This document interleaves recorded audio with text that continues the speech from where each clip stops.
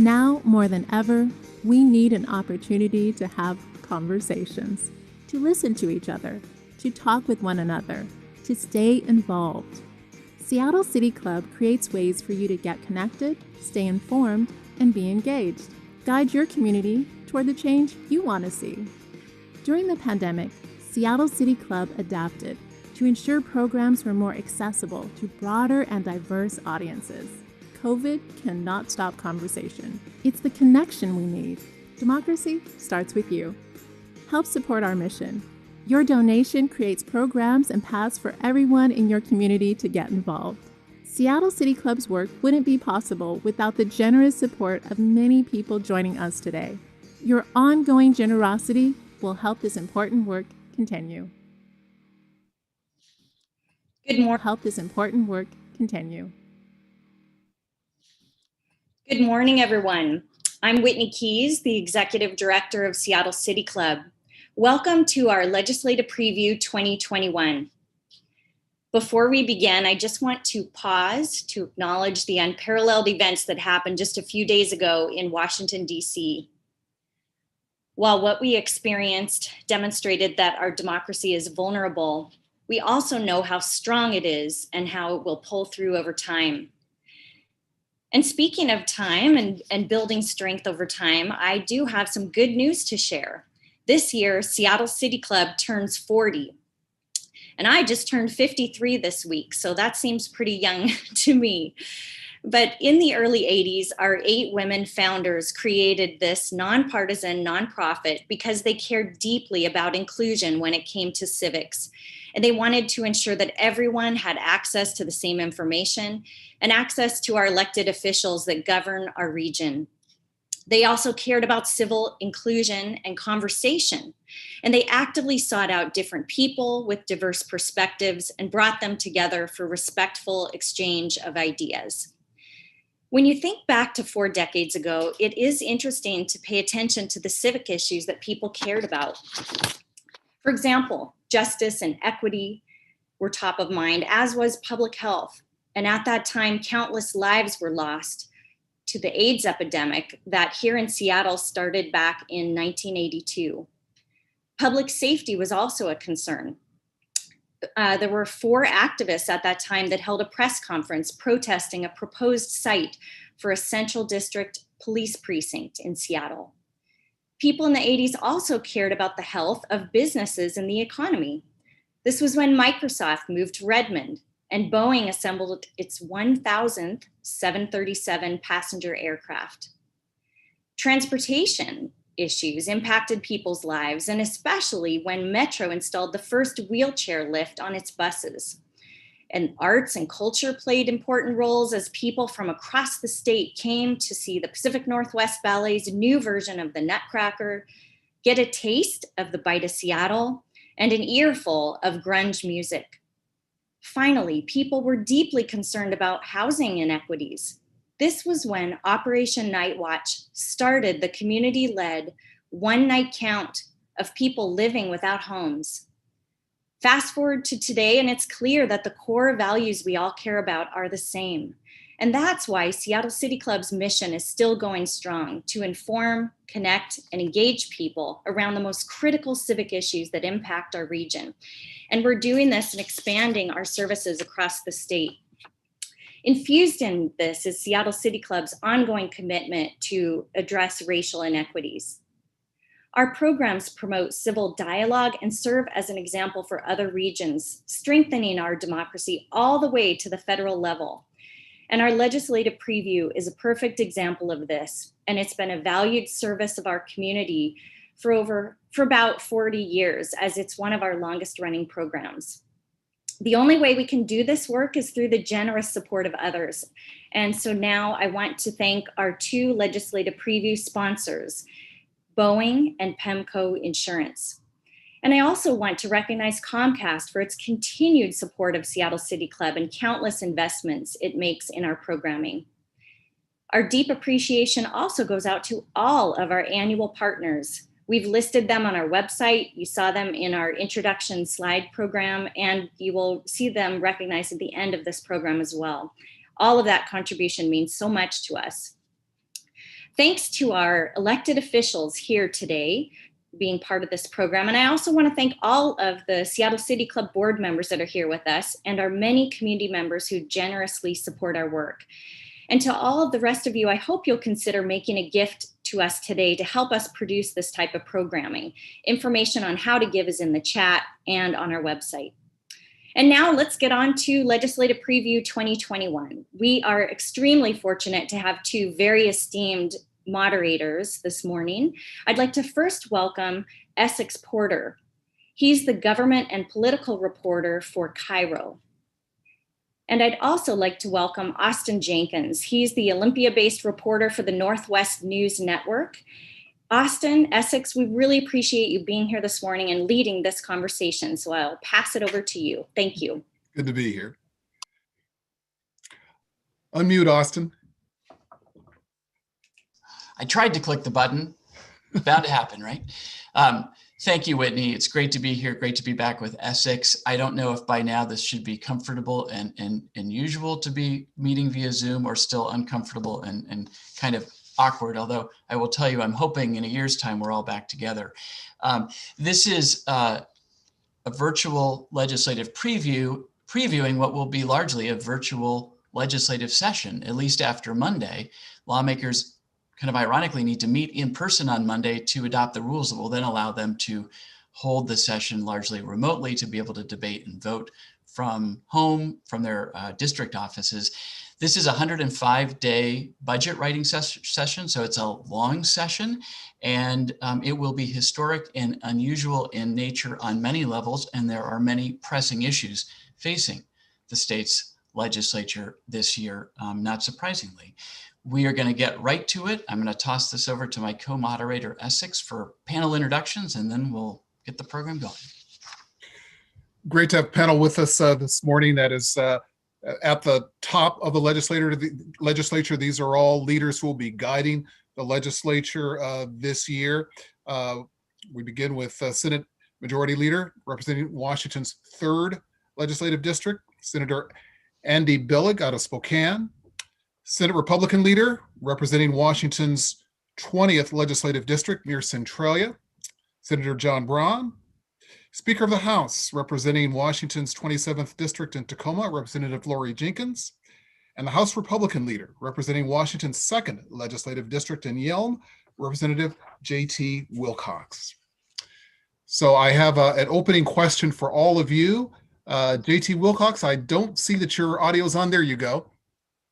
Opening question for all of you, but fairly quick answers. How are you going to make the legislature work virtually this year? And considering what happened in DC and Olympia on Wednesday, are you really going to have that meeting at the Capitol? Is it really safe to do so? Is the National Guard going to be called up to protect you? Speaker Jenkins, why don't you start with a brief answer, and then we'll go to Senator Braun.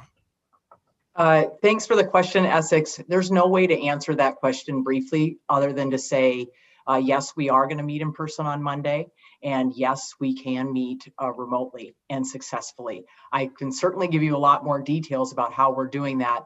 I can say that nothing is going to be as it has been in prior sessions. The remote way that we meet will slow things down. There will certainly be technical issues, but actually yesterday we had a practice session, a remote session with probably 85 or so of our members present. I never have heard so many people speak on a license plate bill as we practiced, and most everybody was able to do it. So we continue to work and make sure that it'll work as well as it can.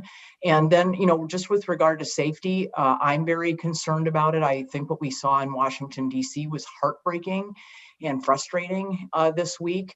But one of the differences between the many differences between that Washington and this one is that we have a very strong alignment with the executive branch and the legislative branch working together to make sure that Monday is safe, and it has to be safe both for health-wise, for people's health, and safe physically. And I am confident we will be able to do that. What about the National Guard? The governor was thinking about that. Will that be called in? I spoke with the governor last night, and what he has told us is that he is willing to do whatever is necessary to make sure that members can get into the building safely. Senator Braun, is a virtual session truly going to be able to represent Washingtonians, and how's it going to work for you? Thank you, Essex. So first of all, yes, I think it can work. I do have genuine concerns about access and transparency, and we've been very candid about those concerns with the majority. But that said, we're going to work in good faith to do the people's business. I'm comfortable that the State Patrol will do a good job of keeping things safe in Olympia, and that we have a responsibility to be first in Olympia, and then both in Olympia and virtually engaged solving the problems with the state of Washington as a result of the pandemic and many other challenges we face. So I think we have to be, in particular, I think there's a special responsibility for the minority to keep an eye out for transparency and access issues. And we'll be, where we think it's not right, we'll be very, very candid, very vocal that we need to make changes. And I think I'm hopeful that the majorities will be responsive to that and make sure that we're doing everything we can to make sure everyone in Washington that needs to express their concerns or support for anything we're thinking of passing have that opportunity. Senator Billig, what about transparency and access for everybody? Yeah, well, thank you. Glad to be here. And look, this is going to be difficult, but it's important. It's important that we do the business for the people of Washington State at any time, but especially in the middle of this pandemic. So there's a lot of important work to do. We're going to do that work. And as we came in to this challenge of having session during a pandemic, we really had three priorities in mind. The first is safety, not just of the legislators, but also the staff and the public. The second priority is to maintain or increase access and transparency, and we've been working hard to do that. And then the third priority is to make sure that we can actually get the work done. We have to pass a responsible budget and have other legislative priorities to get passed. I'm confident that we are going to be able to do that work. And it's not going to always be smooth, but it will get done. And it's important that we not only meet on Monday as we're required to by the Constitution, but that we get our work done in the 105 days. And Representative Wilcox, why couldn't the legislature meet someplace else than the Capitol, since the Capitol seems to be the focus of protests perhaps on Monday? Well, yesterday at the AP Forum, someone suggested, maybe it was Austin, that we meet on some farm and sit on the tailgates of our pickup. And I'd be all for that, maybe. But the truth is, the Constitution requires that we meet in Olympia to adopt rules that then will allow some different kinds of venues. And there's 147 people elected in the House and Senate. I don't know any of them that aren't pretty committed to doing their job. I was in a caucus call yesterday, 41 House Republicans, not one of them shirked the need to come to Olympia tomorrow. And, we have been there on some tumultuous days. One of the things that happens when you're elected is you find out you've got some great days and you get recognition, but you also have some days that are much harder. And we're all used to having hard days as well. And it's part of the responsibility, and you shouldn't run for office if you're not willing to be there for the days that are a little more stressful. And we're committed. And I think that we're going to have a safe day, and we're going to do our absolute best to represent the people. 140,000 people, are eligible to vote in our residents in each district. And it's our responsibility to stand up for them. And they don't expect us to shirk that in any way, and we're not gonna. All right, let's get to the substance of what you'll be doing in this session, Austin. So obviously COVID's going to be a through line throughout this session. I got a breaking news alert this morning that the US lost 140,000 jobs in December. This is the first drop in employment, according to the New York Times, since April, as the economy began to backslide, as the pandemic kind of picked up again and there were more restrictions placed on people, including here. We know that in Washington, unemployment claims are still 200% above what they were a year ago at this time. People are struggling and they need cash in their pockets, especially people who work in the service sector. What should the legislature do, especially in the early days of the session, to help put cash in people's pockets, help people get the emergency relief they so desperately need? And let's start with Senate Majority Leader Andy Billig. Well, thank you. I mean, that will be the focus of the session, is COVID recovery, both the health aspects and economic recovery.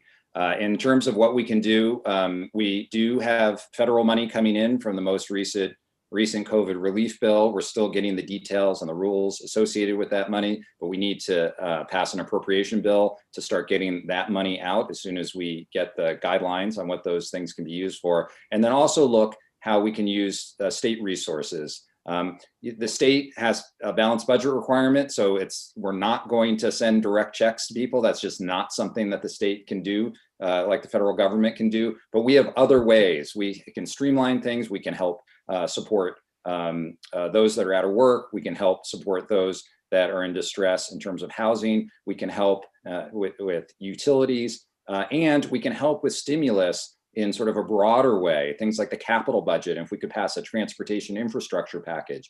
And those packages create jobs now in construction, and then also serve as the foundation for economic success for many years into the future. So it's smart investments in the short term and the long term. There are a lot of ideas across the political spectrum. We're gonna look at all of them. And actually, I just want to mention one other thing. The Senate created the Special Committee on Long-Term Economic Recovery, and Senator Frock was the chair, Senator Becker was the vice chair, bipartisan committee. Those recommendations are coming out, I think, today or on Monday. But that was a discussion that was led by Senate members to really go in depth and talking to economists from across the country, talking to experts across the country to say, how do we do this? Not just to recover, but to recover better, to build back childcare and healthcare, foster care and education, all of the things that were in crisis before that are in even bigger crisis now. How do we do it better? And that's going to be our focus. Representative Wilcox, how much alignment and agreement do you see between Democrats and Republicans on this sort of early action and early relief? Are you guys sort of headed on kind of parallel tracks and on the same page here, or are you wanting to do a bunch of different things than what the majority is looking at? Well, I think in terms of intentions, there's some broad areas of agreement. I think in terms of the parts of the economy that have had to bear the greatest price in terms of our reaction to COVID and struggle against COVID, I think Democrats and Republicans see some of the same things. You've heard us talk many times about how we wanted to take these steps at any time over the last 8 months. There are things that the governor can do, but he can't, in general, create new law. We would absolutely like to see tax relief that is targeted towards, again, one of the real tragedies in COVID is that both the effects of the disease and the burden of dealing with it are focused in pretty narrow ways. And so we want to focus our solutions on the parts of the economy that have been shut down or diminished for the longest amount of time. And we've been talking about a suite of bills that Representative Drew McEwen, who's very close to the hospitality industry, has rolled out weeks and weeks ago. And when I hear about the parts of the service economy that Senator Billig mentioned, those are important too, because you absolutely have to have those services available if people are going to get back to work. The other thing that has been missing so far, but I've heard this from our colleagues in all four caucuses, is the fact that we have a tsunami coming to employers in the terms of vastly increased costs of unemployment insurance as a result of the unemployment that's caused by the shutdowns, and also because of the fraud that occurred several months ago. And it's critical that we backfill that unemployment insurance trust fund because one of the huge barriers to being able to re-employ people and get them back to work is the fact that it's going to be much more expensive to employ them because of those cost increases. Speaker Jenkins, landlords and tenants, I mean, we have this eviction moratorium going on right now, but no relief from those back due rent payments. And obviously landlords have bills to pay. What sort of specific early relief? How do you see this federal money? Where do you see this federal money going in these early days and weeks? Yeah, I'm Austin. I think this is a big issue that we're working on right now. And as Senator Billig said, we're still looking at the federal package. But from what we can tell right now, we think that the federal package that was just passed will bring about $325 million into Washington for rental assistance and for utility assistance for renters. So again, we have to make sure and see how that money flows and works, but it appears that that is money that we will be able to devote to those things. And I think that, this is one of the issues that is, well, there's so many that are deeply troubling and going to be a huge challenge to us. And we're absolutely going to need federal partnerships in order to be successful to come out of this. I'm glad I think we will have a federal partnership. The census data that was just reported showed that about 180,000 renters in Washington say they aren't caught up on rent.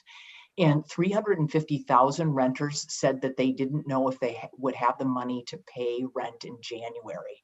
So that's just to give you a sense of the scope of the problem. So when we, at some point here, probably talk a little bit about homelessness, we not only have challenges with people who are homeless right now, but if we don't get on top of this and have a federal partnership to help us, we're going to have an even larger boom when the eviction moratorium goes away.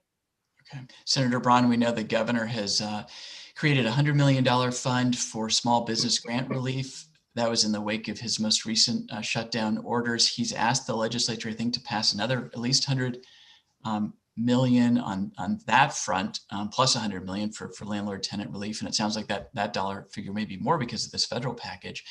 What are you looking for in terms of what the legislature can do kind of immediately in these early weeks? And I know you're a business owner.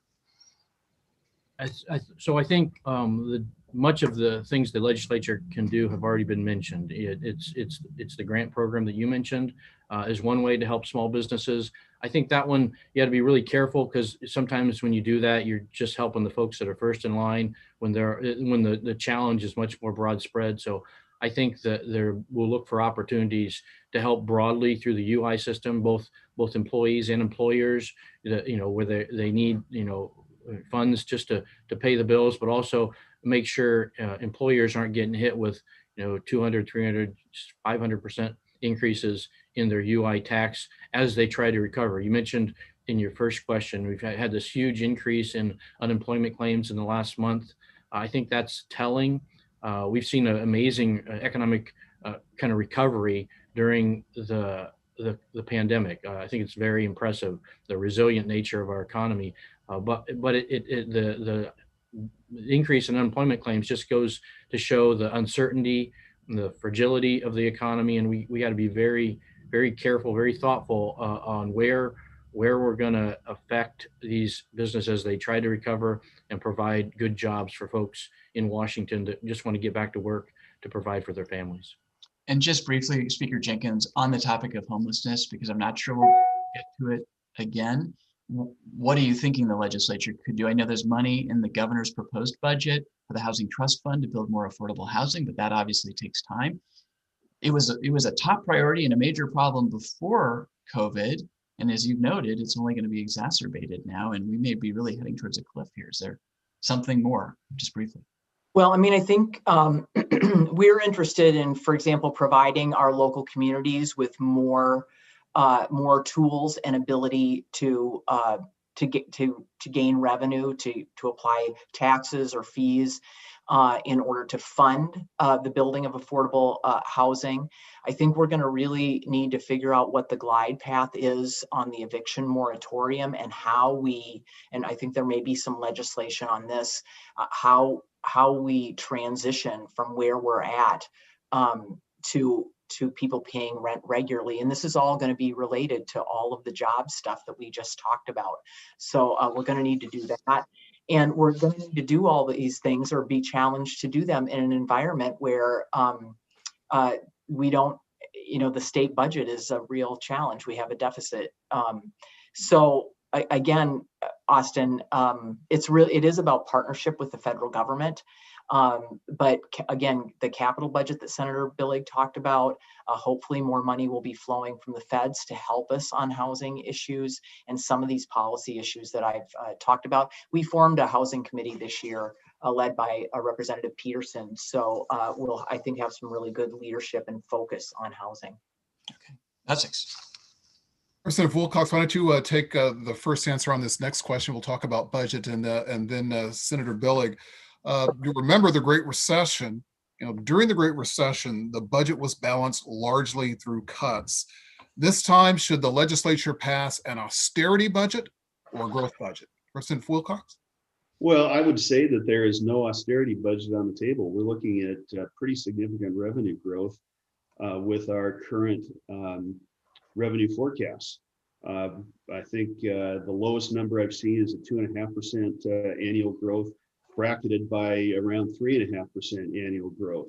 That's remarkable, and it goes to what Senator Braun said about a resilient economy, but one that we have to be really, really careful about. So there's not going to be the post Great Recession austerity budget, because the revenues at this point, and by the way, we also have significant federal dollars coming, as the speaker mentioned. So I think what our real concern has to be is we have a post-COVID economy that in the end is the way that we pay for everything that we want to do.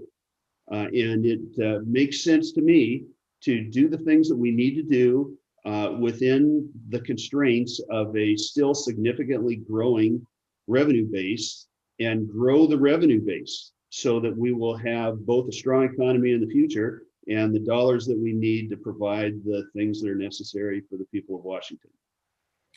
Senator Billig, an austerity budget or a growth budget?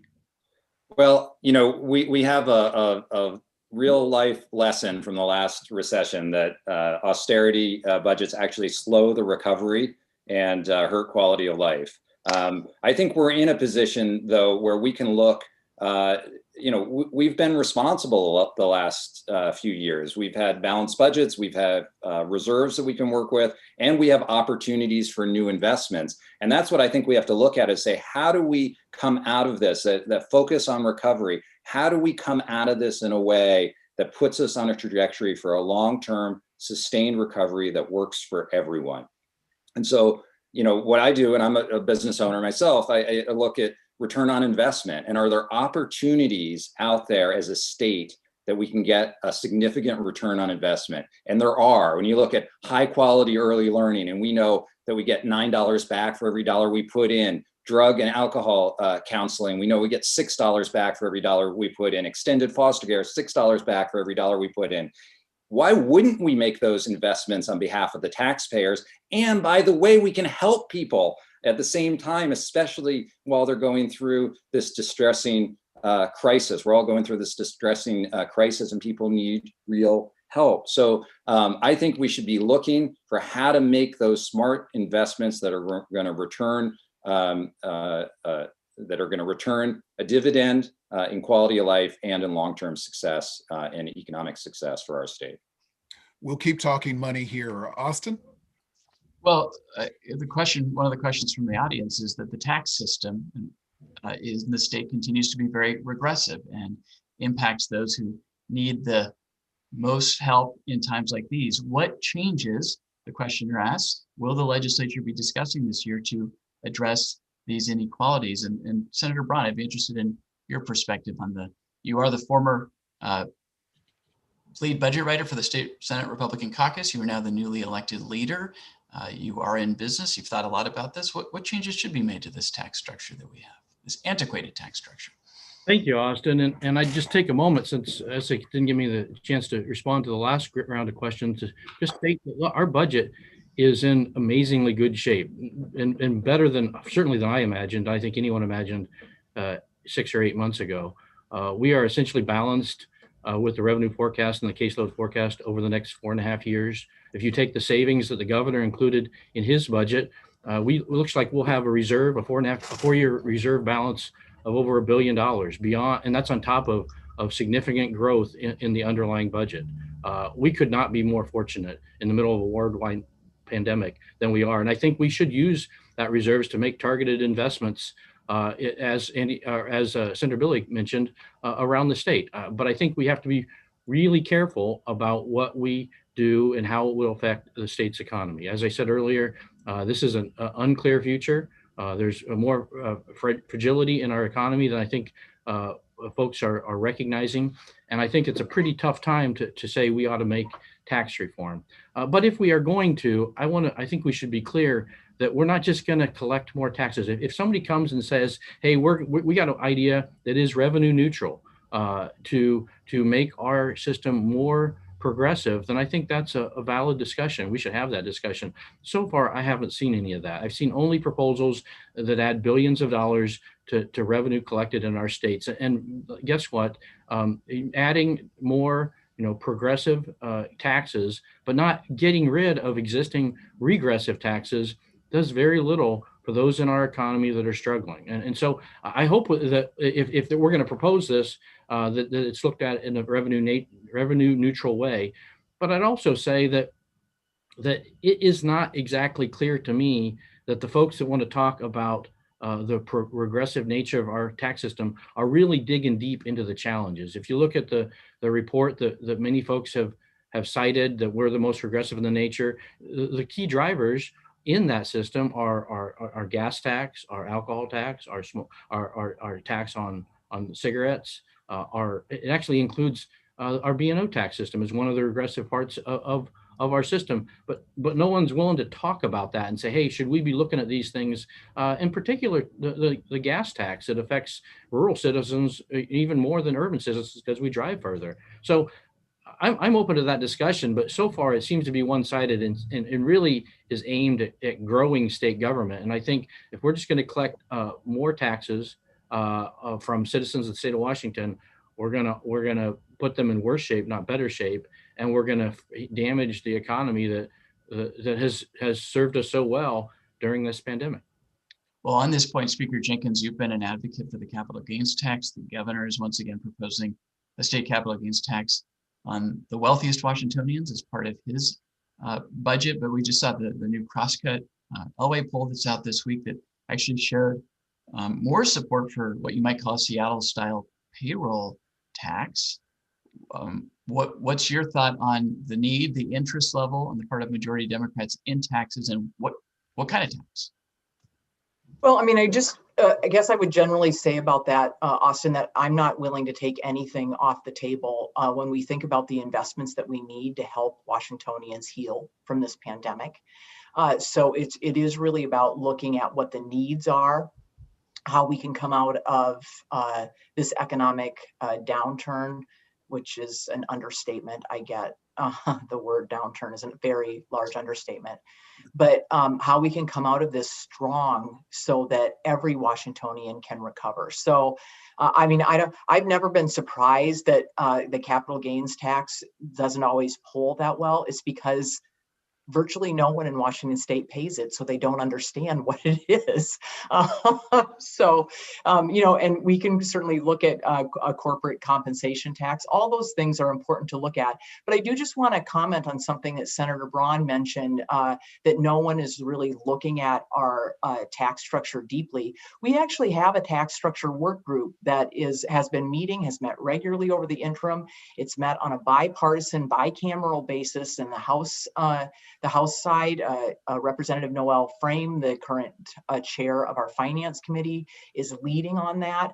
The stakeholders around the table are as broad and diverse as you could imagine, and everything that they are doing is looking deeply at our tax structure to see how we can transform it from the most regressive in the nation to something that is fair and predictable and sustainable and will help us grow.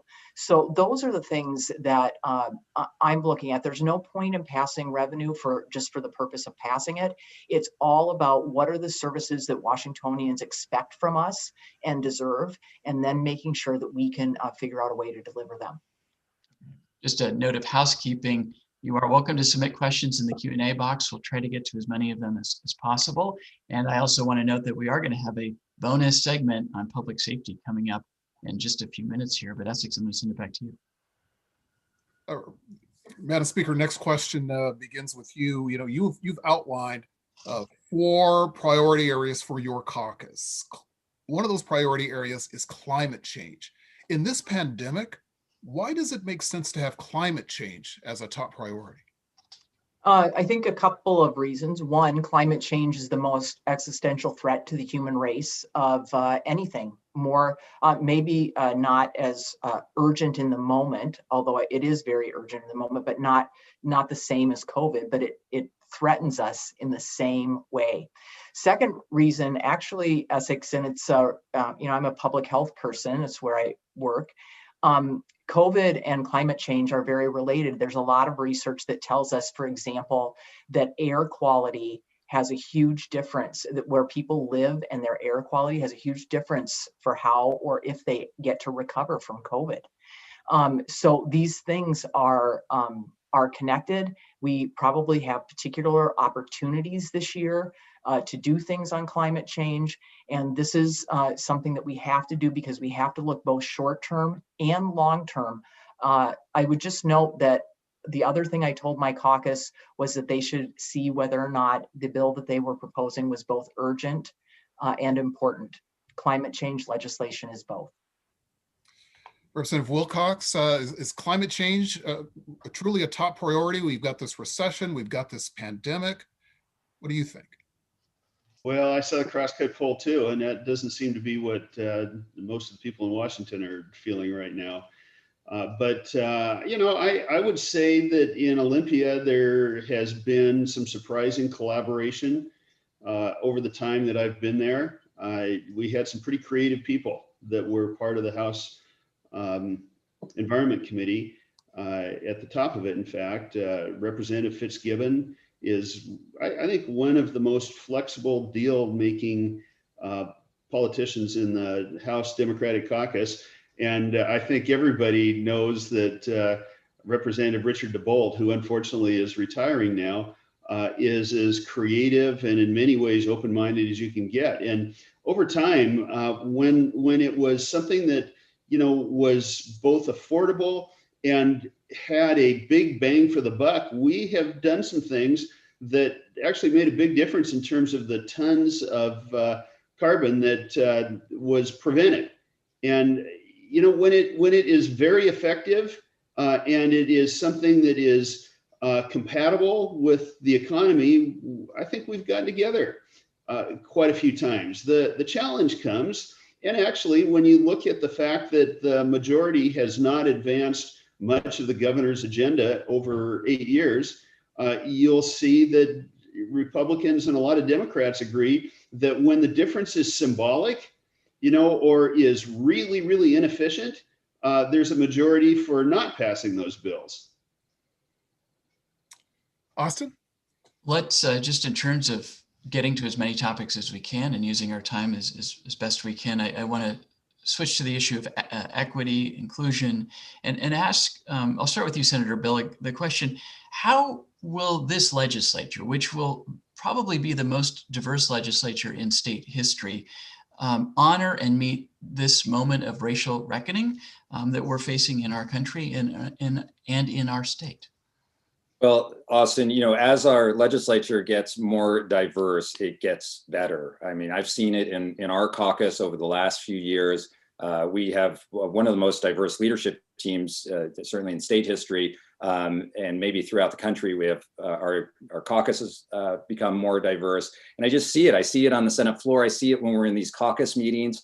Having a broader perspective, hearing more voices, representing more people throughout the state, it makes us better. We stop and think about things differently. And you see that. You see that in the types of legislation that comes out. You see that in our approach. Some specific things for this session. Internally, we have developed a racial equity tool that we'll be using, our chairs will be using, our members will be using, our budget team will be using as we consider legislation and budget items. And then we're also going to have a lot of policy areas that are focused on racial justice and police accountability and criminal justice and education. And this is not something we're going to solve in 1 year, but we have a spotlight and a momentum now in our state and in our country on racial justice. And we need to take that and advance and make our state more just. We got a lot of work to do, but we're gonna make progress this year. Senator Braun, when you were elected leader a few weeks ago, in your statement, you talked about equity, diversity, inclusiveness. How do you envision this? How do you see Republicans leaning into this moment? Thank you, Austin. Yeah, I actually agree with Senator Billig on this. I think more diversity, more viewpoints in the legislative process is valuable and helpful.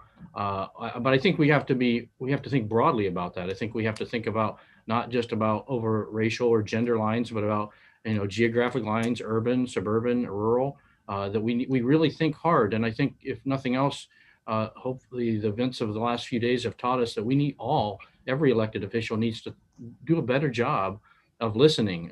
Rural folks like myself need to do a better job of listening to folks in suburban and urban areas. And just the opposite is true as well. So I think that the harder we work to understand, even if we don't agree, the other's perspectives and the others' motivations and what they're, the better we will do our job. And I would say, and there's good examples. I've heard the term we're going to use an equity lens, and I think that's valuable. I mean, but we got to look at it clear-eyed, and whether it's based on police reforms or whether it's based on housing and the disproportionate effect that the Growth Management Act has on groups who are trying to have affordable housing, or whether it's, we talked just recently about carbon. As you address the issues with carbon and climate change, nobody here wants more carbon, but let's do it in a way that's fair and equitable, and it's not regressive. I mean, the tax schemes that have been proposed have been frankly regressive. The largest carbon reduction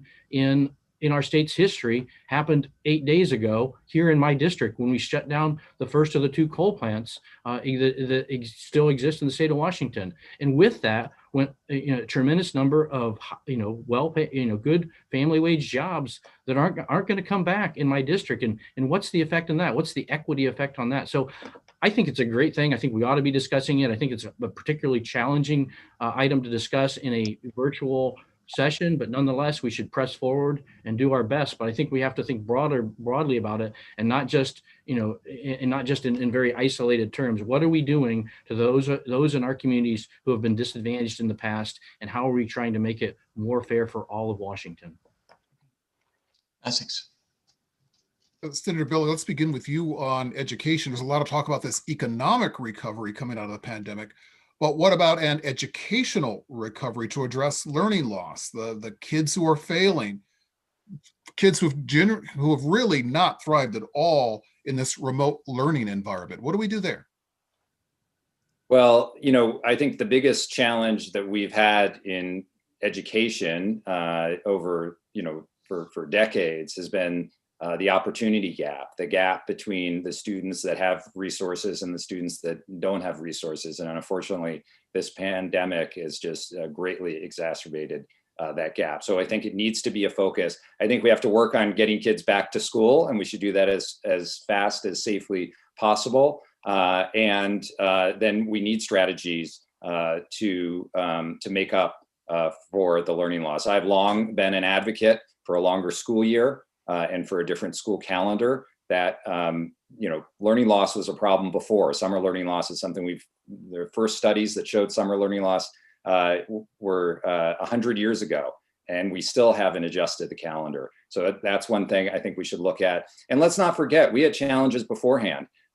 Special education is a focus. We haven't been talking about it as much recently because of the pandemic, but that was something that we have been focused on doing better on, and we need to keep focused on those issues that were a problem before as well. And the last thing I'll talk about is broadband, which is now a healthcare priority and an education priority. And this pandemic has shown, with many other issues, that broadband is an area where we knew we had a problem and we were working on it, but we really have to do better. And there are a lot of legislative leaders on the broadband issue, and Commerce Director Lisa Brown's been very active on this, and the governor's been active on this. And it's an area that we really have to make progress for educational purposes, as well as many others. Representative Wilcox, what about taking care of the kids who've been really hurt by this remote learning environment in this pandemic, making sure everybody catches up?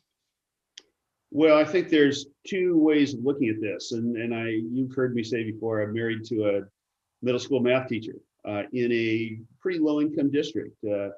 And she and I talk about her experience every day. And I think there's a ton of learning that can come out of this.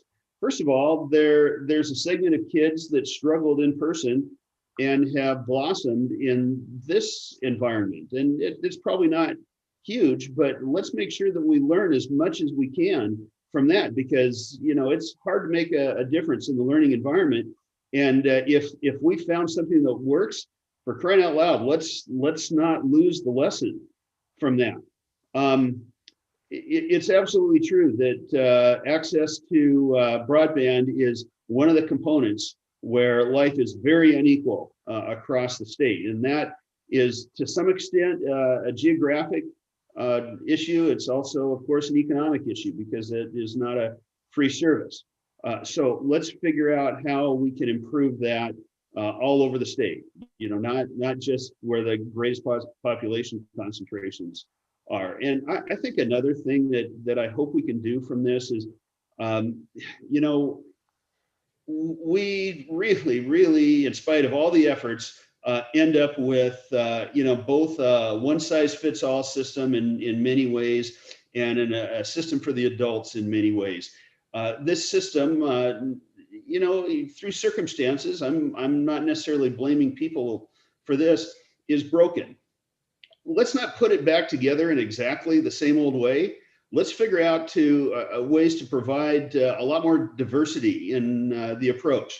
As I mentioned before, let's figure out how to really take advantage of the fact that some kids are doing really well, and provide more opportunities for them, and recognize that not everybody is going to thrive in the same public school system. And let's not just fully fund everything the way it was before. Let's fund it in ways that will create improvement. Let me stop you there. And we have some continuing questions on education to bring in our other panelists as well. Austin? Speaker Jenkins, there's a headline in the Seattle Times today about a Seattle School Board member, Eden Mack, resigning from her role, calling for state intervention to prop up schools, saying that she couldn't vote for another budget that doesn't put full-time nurses in each school and provide adequate mental health supports, which we know are going to be even more important post-pandemic. Seems as if this is a call to the state legislature to some extent to act.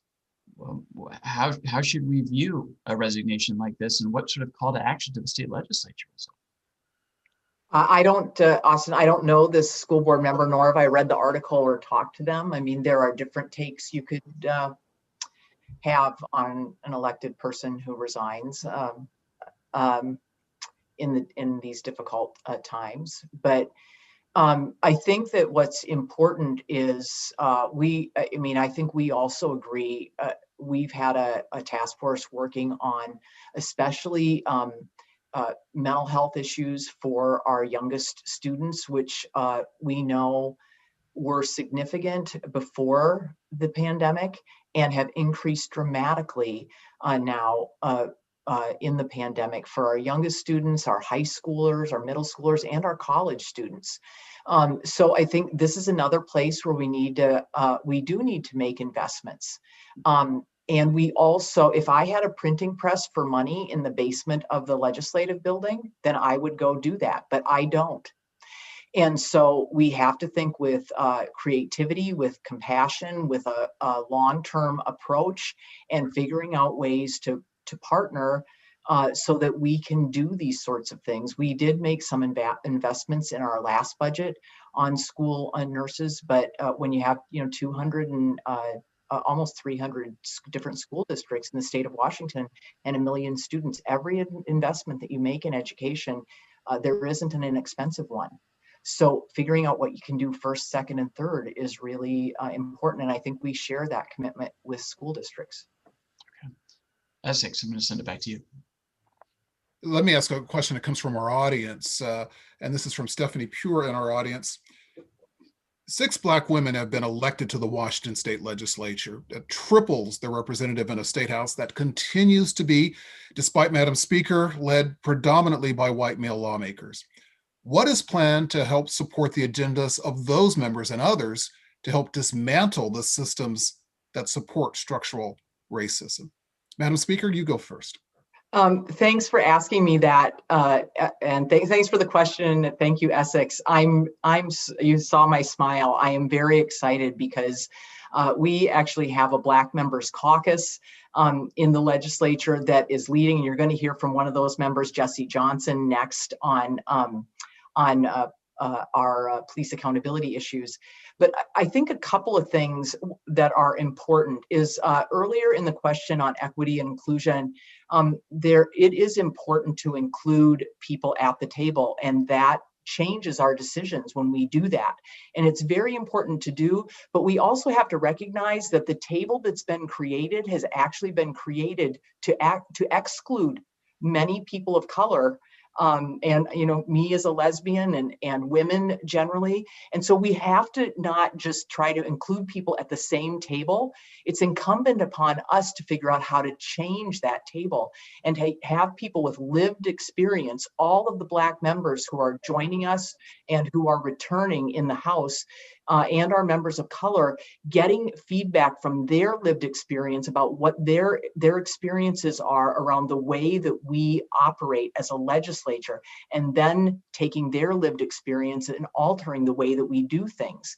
Because this needs to not just be about including somebody at a table that's historically always been exclusionary to them. It's about a sense of belonging for every single person and every voice, so that everyone can have an impact on policy.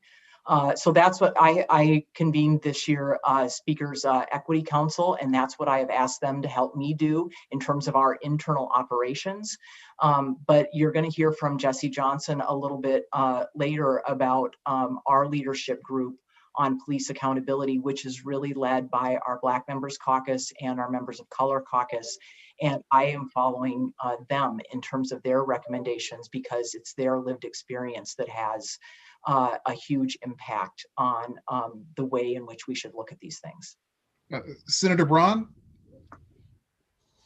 Thank you, Essex. I think it's great. I think the more diversity, as I said earlier, we have in the legislature across all 4 caucuses, the better off we are as a legislature, and the better we serve the state. We had a couple terrific candidates, Black men that ran for seats that would have been in our caucus. Disappointingly, they didn't win, but we work. I think all the caucuses work to provide representation that mirrors the population of the state of Washington. And I agree with the speaker's comments. That's by itself is not enough. We have to look for ways to make sure we're including folks of a variety of points of view and respect their points of view. And I don't think those points of view are isolated to just our differences in gender or race. I think there are lots of differences there, and we should be open and willing. As I said, I think earlier, I mean, there's a lot of discontent and maybe even despair in our state and our country right now. And I think it should motivate each of us as we show up to do the people's business every day to think about how folks that we may not agree with or we may not have the same viewpoint as, how do they arrive at that viewpoint? What's their understanding? And the better we work to understand that, the better we're going to be able to deliver real results for the state of Washington and serve, as I said before, serve all of Washington. Thank you. And I apologize, I have to ask for shorter answers from our remaining two panelists, but it's such a key issue. Representative Wilcox, what are you doing when it comes to dismantling systemic racism? Well, thank you for the question.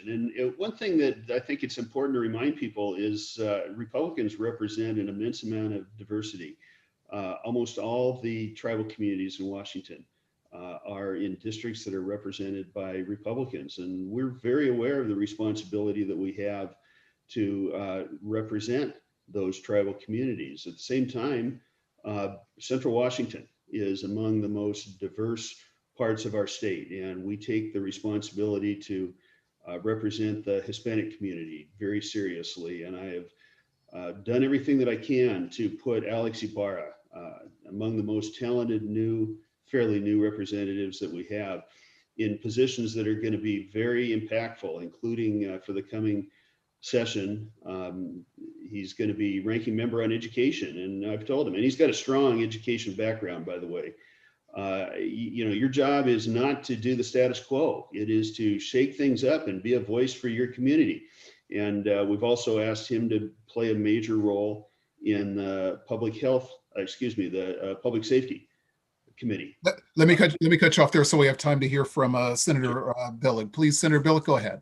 Good. Well, thank you. And I in my a couple of answers ago talked about our leadership team and how our caucus is more diverse and an equity tool that we're going to use, and how that diverse caucus has really made us better. So I'll just go a little bit different tangent. I wanted to talk about the redistricting commission. So far, two of the commissioners have been appointed by the Senate Democrats and the House Democrats. Both are historic appointments from a diversity standpoint. I appointed Brady Walkinshaw, who will be the first Latino to serve as a redistricting commissioner, and Speaker Jenkins appointed April Sims, who will be the first Black redistricting commissioner. And redistricting is vital to the foundation of our democracy and to fair and free elections, and having those diverse voices on the redistricting commission, while historically important, is also important in terms of the outreach and the perspective that they're going to bring. And I think that is one of the ways that we are making progress in our state. Austin? So many issues, so little time, but we want to thank you, the panelists, for a really robust and important discussion this morning. Senator Billig, thank you for being here. Thank you so much. I'm glad to be here. Senator Braun, thank you. Thank you very much. It's a pleasure joining you this morning. Speaker Jenkins, thank you. Thank you, Austin. And I do want to encourage everyone to reach out to your legislators, schedule meetings if you want to talk with them about legislation. There'll be meetings pretty much like this, but please do that. You will have access to your legislators this session. And Representative Wilcox. Well, thank you very much. And I'm looking forward to getting back to Seattle as soon as I can. And you can testify in public hearings online via Zoom. Okay, Essex, thank you again to the panel, and Essex to introduce our second panel.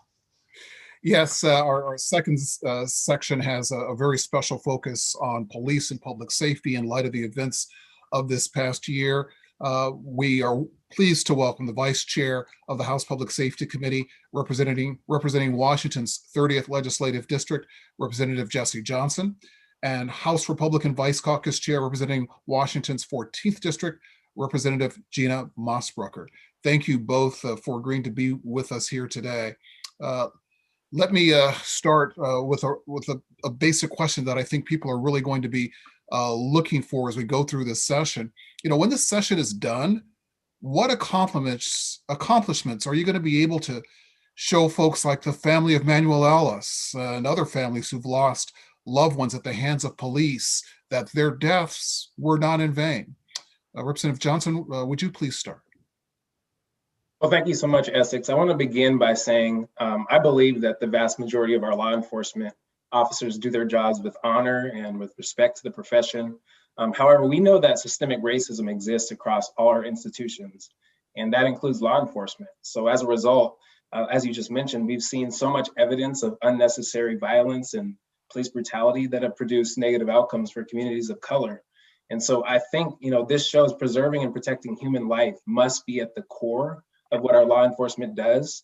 So I'm hoping that at the end of the session, we will have new standards in place around police tactics and conduct, use of force, duty to intervene, how we strengthen our accountability measures, and broadening public access to information.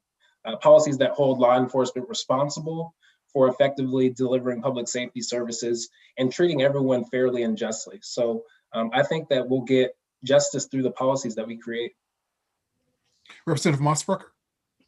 Well, thank you very much. It's an honor to be here today, and thank you for your leadership in this program. I think that, we agree. We want to make sure that we find justice, and our heart goes out to each one of those families. Absolutely. There's bad officers, just like there is in other professions, and they should be held accountable to the full extent of the law. We look forward to being in those conversations and discussing those tactics. And maybe if we're removing some of those tactics, adding other tactics in to make sure that we can keep our homes, our communities, and our kids safe in schools. So I look forward to I think you're going to see collaboration. I think you're going to see a lot of open conversation and discussion and reaching out to those who are affected on law enforcement side as well as suspect side. Austin. Representative Johnson, I know you've been working during the interim, and you have in fact pre-filed a bill that has to do with police tactics.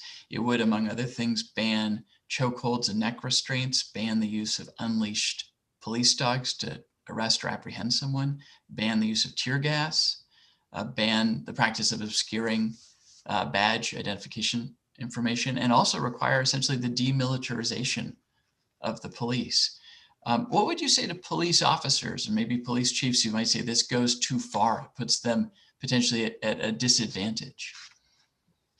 Well, I want to begin by saying, again, going back to communities of color, especially the Black community, I've been saying for decades that we need police reform. And so we need to create a sense of hope and create a sense of justice for those communities. And I think right now, when you look at the profession, there's so many different standards across our state. And when we have different standards, that leads to confusion and further sows distrust in law enforcement. So the bills that I'm looking at are going to set standards statewide so that the local jurisdictions can go through and do their work effectively. And it's not by zip code that you'll get justice or more safety in one community versus another community. So I think, it's just going to make stuff more clear. I also think when you look at police tactics, a lot of these policies are already standard practices. My own city just banned chokeholds and neck restraints last year. The majority of major police departments in this state have already banned that.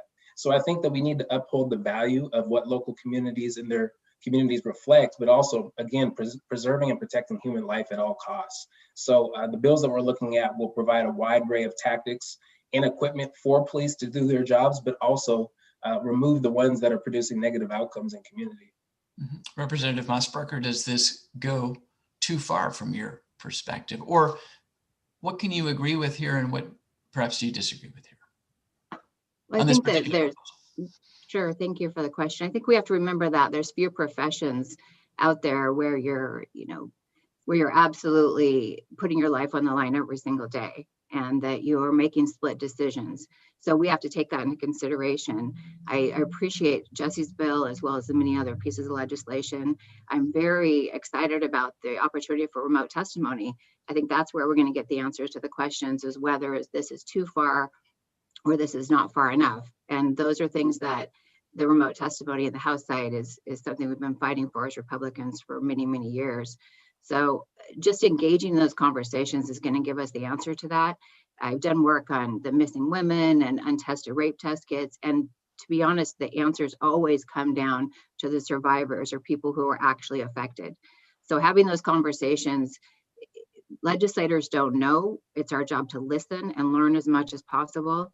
I think that just remembering that there's so many great things that law enforcement do every single day. When you and I are running away from danger, remember they're the ones running in, and we have to keep them and civilians nearby as safe as well.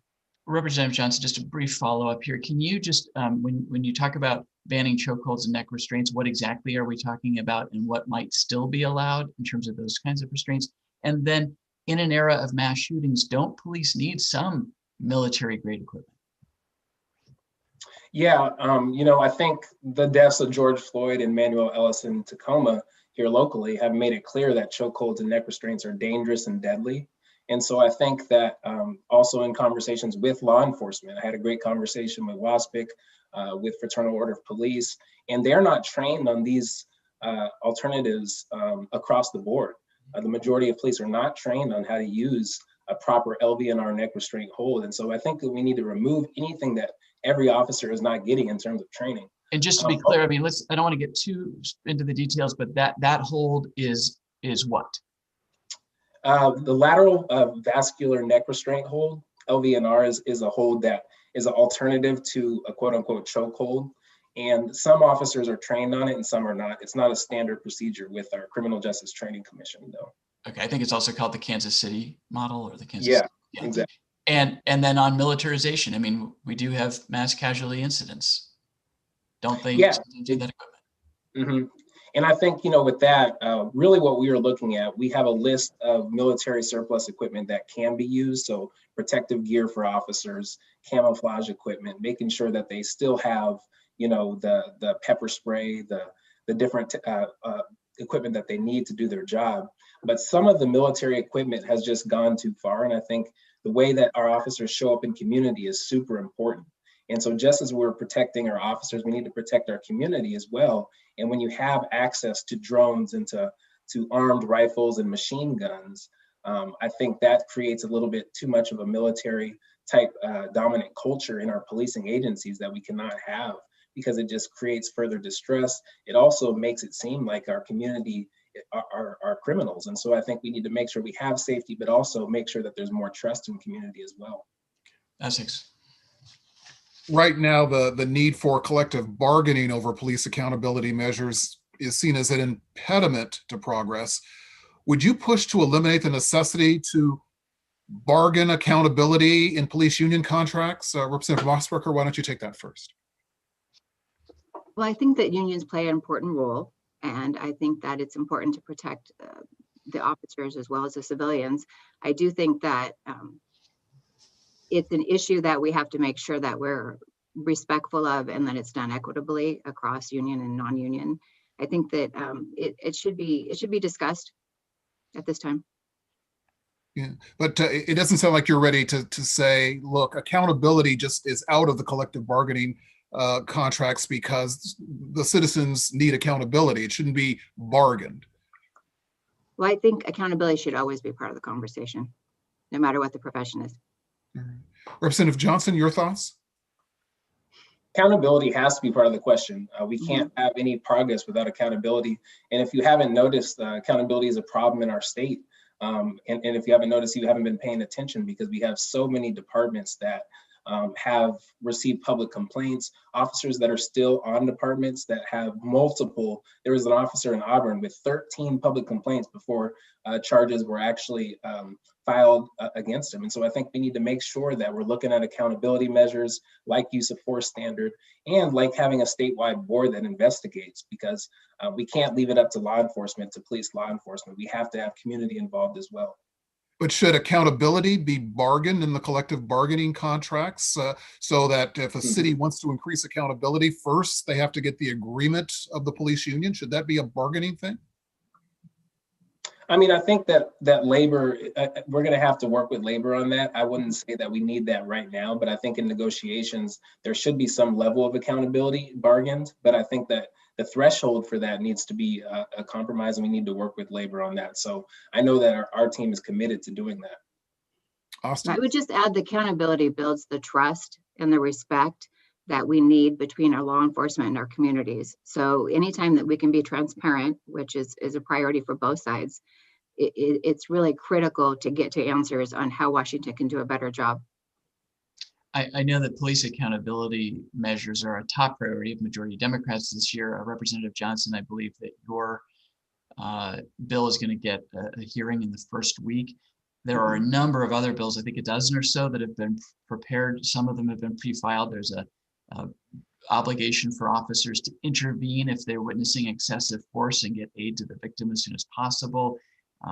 Trying to have a statewide a parody about how Brady lists with untruthful officers are handled, certification and decertification of officers so that they can't go hopping from department to department, arbitration standards, training and certification, on and on. I mean, so many here.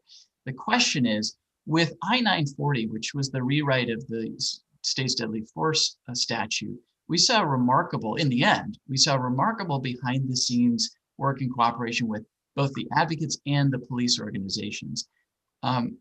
For this year and for these reforms that Democrats are considering, can you imagine passing legislation over the objection of law enforcement? And maybe another way to ask that is, will law enforcement ultimately have a veto over what gets passed?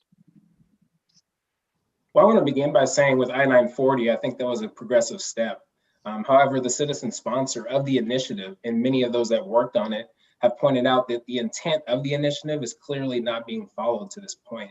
So what we've done is worked with community organizers, families impacted by police, also law enforcement agencies, sheriff's offices, and we've worked together to build a comprehensive list of policies because we know that we need some type of fundamental change. And accountability is really a constellation. It's a lot of different parts working together. And I think a lot of these bills will work together to further clarify the standard around use of force, de-escalation tactics, and making sure that we have accountability throughout the process when there's an investigation and a prosecution. And so I can see that there could be some differences and disagreements throughout the process, but we've been working for 6 or 7 months, both with law enforcement and community on these issues. Representative Mossbrucker, to what extent do you believe there needs to be full buy-in on each of these measures, that if they're going to pass from law enforcement versus at times passing legislation over their objections? Absolutely, there has to be full buy-in from both Republican, Democrats, and even independents that are testifying in the committee. You know, our job is we all want equal justice for everyone. We all want accountability. We all want transparency. It's not a partisan issue. So we have to have those conversations, and there has to be agreement in the end, not just on one side, or you're going to see escalation and frustration. The governor's task force, the original one, I'm told didn't have Republicans on it. You know, why wouldn't we do that? We need to be included in all these conversations. We're very grateful to be going back to session on Monday, despite possible security challenges, because we've been left out of the conversation and many conversations that are critical to the Washingtonians that we all serve. Essex. Representative Mossbrucker, what do you think? Do you support one of the governor's initiatives to create that independent investigatory body when police kill someone, to investigate that, to make sure if that was necessary that it was done within the law? Well, I think, again, transparency is important. It's been important to all parties in the legislature, and that's something that I think the speaker and the leaders in the House and Senate both are going to be pushing forward. So, you know, an additional investigation, as long as it's non-biased in any way towards the police or the suspect, is critical, you know, towards the victim. We have to look at both sides. Again, transparency is the answer because it's going to build that trust and that relationship that we have to have in order to move forward as Washingtonians. To follow up, Representative Mossbrucker, a couple of times as we've talked, you've said we have to look at both sides. What are you concerned might be left out here as we go through this discussion? I think you need to have both parties involved in any of the investigatory process.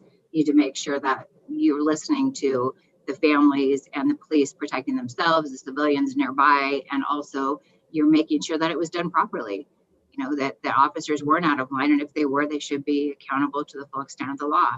I think the critical issue is we have to be part of the conversation. We're looking forward to being back in session and being at those meetings and those discussions, as Jesse's talking about. I'm sure Jesse and I'll work closely together, as well as other Democrats throughout the process. Chair Goodman will do a really good job of listening to both sides and vetting out testimony that will make changes that are needed. But I don't think there's anyone in the legislature that says we shouldn't be more transparent and we shouldn't find accountability for those who are doing wrong and harming people in Washington. Representative Johnson, what are you seeing now in terms of support for this idea of a statewide investigative body when police kill someone? I'm seeing broad support for it. I know that there may be differences in the means to that end, but I think It's not really about partisanship. I think there's support on both sides, as Representative Mossberger alluded to make sure that accountability is the #1 priority in preserving and protecting human life, which I said is the #1 priority for our law enforcement. And I think also, as we're looking at this, we have to remember that the condition of truth is to allow suffering to speak. Those that have been impacted by police violence, they need to be the ones heard in this process more than anyone else. And also law enforcement as well. But when we look at it, if our system is too choked up by complacency and contempt, that it doesn't allow for authentic reform, then we're in even more trouble than we know. So I think that we need fundamental change. I think we all know that. It's just how we get there. And I think this board is a great way to get in that direction. Thank you both very much for this excellent in-depth discussion on one of the key issues going forward in the legislature. Representative Johnson, Representative Mossberger, we look forward to what you are able to accomplish this legislative session. Awesome. Yes, and thank you to both. Thank you to both of you. We're going to send it back to Whitney now for a few final comments before we wrap up. Thank you, everyone. I really want to appreciate our elected officials that were here, especially the last two, for that important additional panel discussion. And Essex Porter and Austin Jenkins, thank you for the professionalism that you just brought to have these diverse conversations. Next month, I hope you'll all join us again on Wednesday, February 3rd. We're going to kick off our first civic cocktail of the year, and that's at 6 p.m. Pacific Standard Time. And we're trying something new. We're going to have one segment that's focused on one topic, and it's still under wraps, but I can tell you it's going to be a very compelling discussion. So we hope that you'll join us, and details will be available soon. As I wrap up, I just have one favor to ask. A short survey is going to pop up in your web browser when you leave this program, and this is your chance to give us your ideas, your feedback, follow up on those questions that you asked today. It helps us tremendously as we plan out this next year of programs. So please take a minute to give us your feedback. And most important, thanks of all, I have such a fantastic team, the Seattle City Club staff. They're all behind the scenes. They were working so hard on this program. So thanks to you, Amanda, Casey, Alex, Jeff, Cam, and Christina. I couldn't do my job without you. Finally, on behalf of Seattle City Club, I want to thank each and every one of you for spending your morning with us, and appreciate those of you that are making financial gifts to help us continue this type of programming. Have a wonderful start to your day and a terrific weekend. Thanks, everyone, very much. Bye-bye.